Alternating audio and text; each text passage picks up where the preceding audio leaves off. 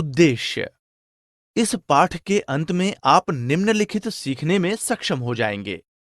आरंभिक आखेटक खाद्य संग्राहक के एक स्थान से दूसरे स्थान पर जाने के कारणों को परिभाषित करने में, पत्थरों से बने विभिन्न प्रकार के औजारों को सूचीबद्ध करने तथा उनके उपयोगों की व्याख्या करने में, पाषाण औजार बनाने की प्रक्रियाओं का वर्णन करने में, यह समझने में कि किस प्रकार प्राचीन मानव ने आग को नियंत्रित करना आरंभ किया, यह समझने में कि जलवायु परिवर्तन ने किस प्रकार आरंभिक मानव को खेतों में फसल उगाने में सहायता की, यह अंतर समझने में कि किस प्रकार विभिन्न युगों एवं तिथियों को उस अवधि में प्रयोग किए जाने वाले औजारों के आधार पर नामित किया गया था। आखेटक खाद्य संग्राहक। आखेटक खाद्य संग्राहक कौन थे? आखेटक खाद्य संग्राहक संस्कृति में मनुष्य शिकार करके मछलियां पकड़कर अपमार्जन से एवं जंगली पौधों व अन्य खाद्य योग्य चीजों को इकट्ठा करके अपने भोजन का बंदोबस्त करते थे। वे मुख्य रूप से जंगली जानवरों का शिकार करते थे, मछली एवं पक्षियों को पकड़ते थे तथा फल, बीज, नट, पत्तियां, अंडे एवं डंठल की कई किस्मों को भी एकत्रित किया करते थे। इनमें से कोई भी काम करना सरल नहीं था। प्राचीन लोग जंगली जानवरों का शिकार करने में तथा उन फल व बीजों को ढूंढने में जो जहरीले नहीं होते थे, बहुत सतर्क एवं चतुर थे।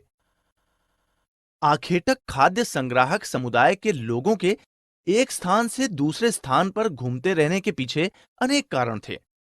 जानवरों की तरह प्राचीन मानव को अपने शिकार के लिए जानवरों का पीछा करते हुए एक स्थान से दूसरे स्थान को जाना पड़ता था। प्रत्येक स्थान पर प्रत्येक मौसम में सभी पेड़ पौधे फल नहीं देते हैं, अतः प्राचीन मानव विभिन्न मौसमों में जहां खाने योग्य फल प्राप्त हो सकते थे, वहां स्थानांतरित हो जाया करते थे। शुष्क मौसम के दौरान आरंभिक मानव ने उन स्थानों पर स्थानांतरित हो जाने का प्रयास करते थे जहां जल के स्रोत उपलब्ध होते थे। जो नदियां बारहमासी नहीं होती हैं, वे गर्मियों एवं सर्दी के दौरान सूख जाती हैं। प्राचीन मानवों द्वारा कई प्रकार के औजार बनाए गए थे। कुछ औजारों का प्रयोग विभिन्न आवश्यकताओं जैसे फल फूल काटने, हड्डियां एवं मांस काटने तथा पेड़ों की छाल व मृत जानवरों की खाल उतारने के लिए किया जाता था। बाद में हड्डियों या लकड़ियों के मुट्ठे लगाकर भाले एवं बाण जैसे अनेक औजार बनाए गए। अन्य औजारों का उपयोग जलाने की लकड़ी काटने के लिए, खाद्य जड़ों को इकट्ठा करने के लिए, जमीन को खोदने के लिए तथा यहां तक कि जानवरों की खाल से बने वस्त्रों को सिलने के लिए भी किया जाता था। गुफा निवासी। आश्रय के स्थान। कई प्राकृतिक गुफाएं पाई गई हैं जहां आरंभिक मानव ने आश्रय लिया था। आरंभ में बारिश, ठंड, सर्दी एवं जंगली जानवरों से बचाव के लिए यहां आश्रय लेते थे। आरंभिक मानव उन गुफाओं में रहते थे। पर्वत श्रृंखला या पहाड़ी इलाकों के निकट स्थित थी। कई गुफा स्थल ऐसी जगहों पर पाए गए जहां पत्थरों के विभिन्न ब्लॉक पाए गए। ऐसा माना जाता है कि आरंभिक मानव पत्थरों से औजार बनाते थे। उन स्थलों को उद्योग स्थल कहते हैं। कभी-कभी ये मानव इन स्थलों पर कुछ अधिक समय तक रहा करते थे। ऐसे स्थलों को आवासीय व उद्योग स्थल कहते हैं। आरंभिक उपयोगकर्ताओं द्वारा त्याग दिए गए कई ब्लॉक पाए गए हैं क्योंकि वे सही नहीं थे। पाषाण औजारों का निर्माण। पाषाण उपकरणों को प्रायः दो तरीकों से बनाया जाता था। पहली प्रक्रिया थी पत्थर से पत्थर को टकराकर। जिस पत्थर से कोई औजार बनाना होता था, उसे एक हाथ में लेकर दूसरे हाथ से एक पत्थर का हथौड़ी जैसा उपयोग करते हुए शल्क निकाले जाते हैं। तब तक शल्क निकाले जाते हैं जब तक वांछित आकार वाला उपकरण न बन जाए। दूसरे तरीके को दबाव शल्क तकनीक कहा जाता है। इस प्रक्रिया में क्रोड पर दबाव देकर शल्क हटाने के लिए हथौड़ा पत्थर का प्रयोग किया जाता है।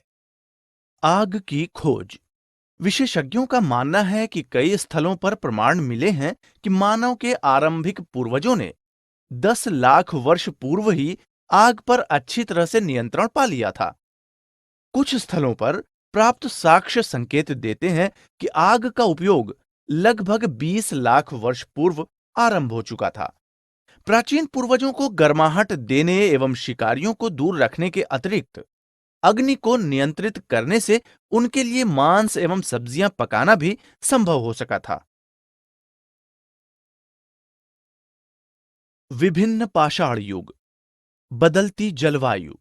लगभग 12,000 साल पहले पर्यावरण में असाधारण परिवर्तन हुए। तापमान में धीरे धीरे वृद्धि के कारण कई घास के मैदान विकसित हो गए। परिणाम स्वरूप अधिक जानवर उन घास के मैदानों की ओर आकर्षित होने लगे। इससे प्राचीन मानव को उन जानवरों के विषय में अधिक जानने में सहायता मिली। तब लोग इन जानवरों को पकड़कर अपनी आवश्यकता के अनुसार पालने की बात सोचने लगे। बाद में जब प्रारंभिक मानव ने गेहूं, जौ एवं चावल के प्राकृतिक रूप से उपजे अनाज बहुतायत में देखे, तो उन्होंने फसलों एवं अनाज की खेती करना सीखा। औजारों से तिथियों का निर्धारण। पुरा पाषाण काल 20 लाख वर्ष पहले से 12,000 वर्ष पहले के दौरान माना जाता है। यह लैटिन के दो शब्दों पुरा यानी कि प्राचीन तथा पाषाण यानी पत्थर से बना है। इस काल को भी 3 भागों में विभाजित किया गया है: आरंभिक, मध्य एवं उत्तर पुरापाषाण युग। पत्थरों से बनाए गए उपयोग योग्य उपकरण एवं उन उपकरणों में क्रमिक प्रगति इन युगों में परिवर्तनों को इंगित करता है। मेसोलिथक यानी मध्य पाषाण युग को लगभग 12,000 पहले से लेकर 10,000 साल पहले तक माना गया है। इस अवधि के दौरान लोगों ने अपने पत्थर के औजारों के लिए हड्डियों या लकड़ियों के मुट्ठे बनाने आरंभ कर दिए थे। पाषाण औजार भी छोटे होने लगे थे। नियोलिथिक अथवा नवपाषाण युग 10,000 साल पहले आरंभ हुआ था। गुफा चित्रकारी। शिकारी समूह ने गुफाओं की दीवार पर अनेक चित्र बनाए। उन्होंने खनिज रंगों का उपयोग किया, जिनकी चमक गुफा की दीवारों पर अब भी देखने को मिलती है। उन्होंने दीवारों पर आमतौर पर विभिन्न जंगली जानवरों एवं शिकार के दृश्य चित्रित किए हैं। हमारे देश में कर्नाटक में स्थित हुंसगी में कई गुफा चित्र पाए गए हैं।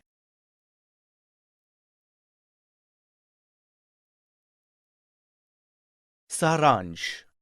हमने जो कुछ सीखा है उसे संक्षेप में दोहराएं। आखेटक खाद्य संग्राहक अपनी आजीविका के लिए एक स्थान से दूसरे स्थान पर घूमते रहते थे। विभिन्न प्रकार के कार्यों के लिए पाषाण के विभिन्न औजारों का प्रयोग किया जाता था। मुख्य रूप से प्राचीन मानव अपने औजारों को दो तरीकों से बनाया करते थे। पहला, पत्थर से पत्थर को टकराकर तथा दूसरा दबाव शल्क तकनीक से। आरंभिक मानव ने आग जलाना सीख लिया था, जिससे उनके खान पान की आदतों में भी परिवर्तन आ गया। जलवायु परिवर्तन के परिणाम स्वरूप अनेक क्षेत्रों में घास वाले मैदान बनने लगे तथा आदिमानव जानवरों को पकड़कर अपनी आवश्यकता के अनुसार उन्हें पालने की बात सोचने लगे।